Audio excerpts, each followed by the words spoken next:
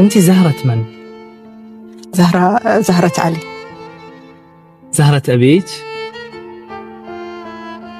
وهو اللي سماك زهرة؟ أي. كان في اختلاف إن زهرة ولا ليلى. ليلى أول شيء، ليلى الوالدة. ليش ليلى؟ زين زهرة أوكي. فكان بين ليلى وزهرة. طيب.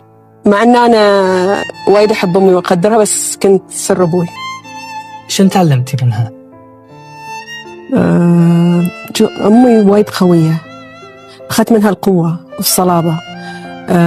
وأخذت من أبوي الحنان. تخيل. أحسك في كلامك تاخذيني للحديث عن الوالد أكثر. قلت لك أنا سر أبوي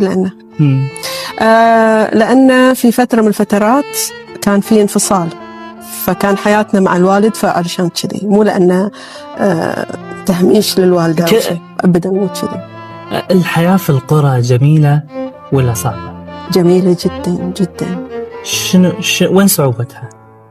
ما فيها صعوبة. أنا بالنسبة لي ما كان فيها صعوبة، كانت وايد جميلة، وايد حياة بسيطة. جمالها؟ بيتنا الصغير اللي فيه عائلة كبيرة، جدتي، أمي، أبوي، بعدين مرت أبوي وعيالها. أنت طفلة مدللة؟ مدللة يمكن عند أبوي. تحملتي المسؤولية لأنه؟